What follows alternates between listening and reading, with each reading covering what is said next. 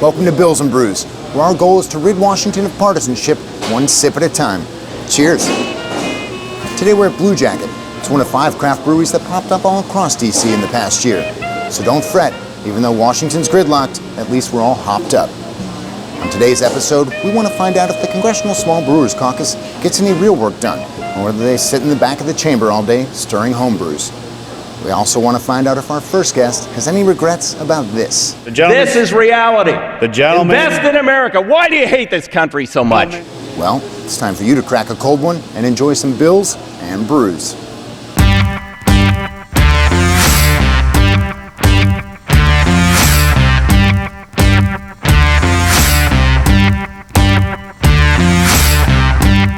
So it's only fitting for our first episode to have on the head of the Congressional Small Brewers Caucus, Congressman Peter DeFazio of Eugene, Oregon. Cheers, Congressman. Great, thank you. Cheers. So we see, consummate politician, you couldn't decide between which craft brew to bring. They are all IPAs. We can Nice. do a little taste test. And which one are you drinking today? This is the Ninkasi, total domination, but we love our hops in the Northwest. We love our hops. And this kind of gets us to the heart of it. Head of the Small Brewers Caucus. It seems like craft beer has become just an important part of the local economy all across the U.S. You know, it's really important and growing, industry in Oregon. And it would be kind of fun to start a caucus here in Congress that focuses on beer, because we knew other states were picking up on it, and do things that we can to promote the industry. And so we started the caucus. Our number one issue is a graduated barrel tax. We can demonstrate through some work that's been done by some economists that the economic activity we would generate, the jobs we would create, the taxes those people would pay, the whole thing would be a net benefit economically if we had a more graduated tax to really encourage more and quicker growth of the smaller breweries. So, and this isn't, the Brewers Caucus isn't just a ploy to get free beer?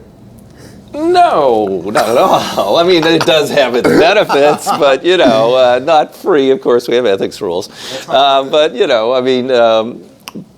once in a while I do have someone buy me a beer. Conversations ensue. And I might be wrong on this, but there seems to be a little bit of a libertarian feel to brewers themselves, which is just government get off my back a little bit. Would you say that's correct or misrepresentation? No, I mean, it's, they're independent, small businesses. It's a nurturing industry because all the craft brewers don't look at each other as competitors. They really think about, who we're taking on is, Bud, Miller. Big beer.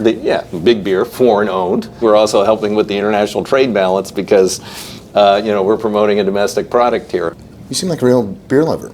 Oh, yeah, no, it's, Do you remember your first beer? I was 3. That was a little younger probably than I got started.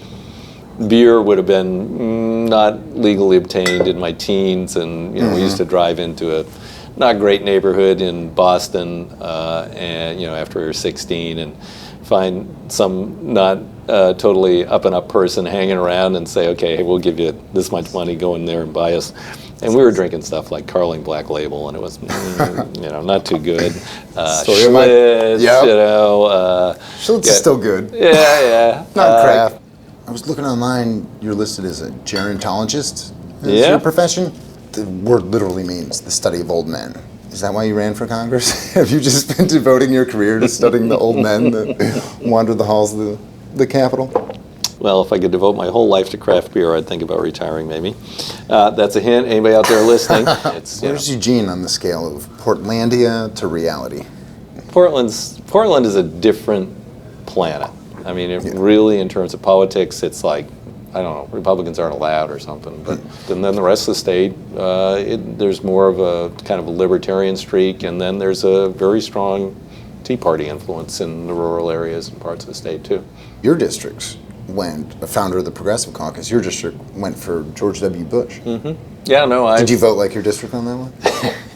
No. Out of 435, there are probably 80 to 85 really potentially competitive districts in the country, and I've got one of them. You've opposed your party on some big things. NAFTA, under Clinton, and then a stimulus package under President Obama.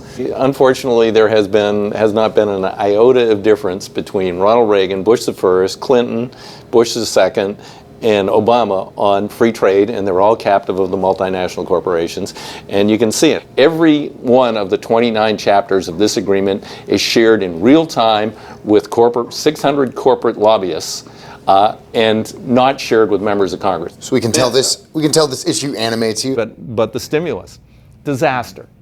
If we had invested and built things, we could have put hundreds of thousands, millions more people back to work. But that bill was just a Democratic grab bag.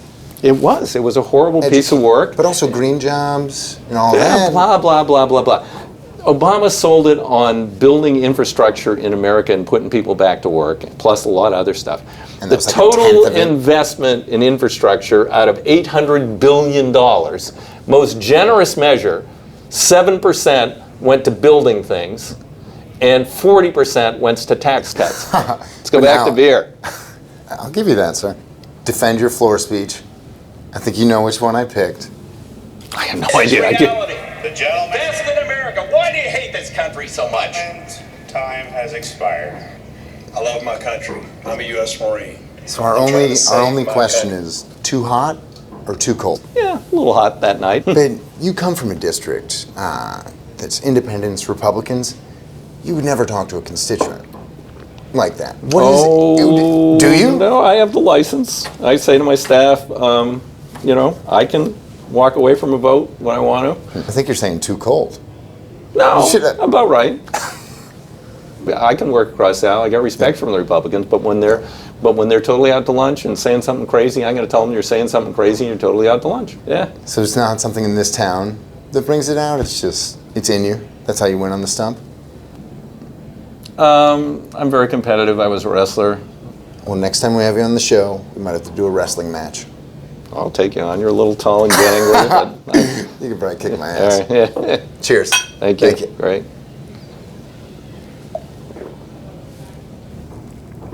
That's all we have for today. We're glad you could join us for our premiere. Please check out a link to our Kickstarter at billsandbrews.com. It might make you laugh and possibly a little bit thirsty, but we'd love your support. And please remember our motto at Bills and Brews. Always support your local craft breweries, and please, never drink and drive. Cheers.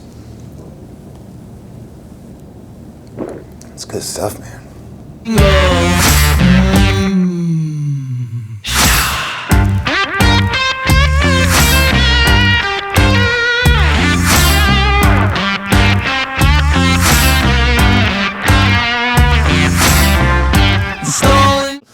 All right, Congressman, we know you helped found the Progressive Caucus. You're pretty anti-war, but we're wondering if you're anti-war.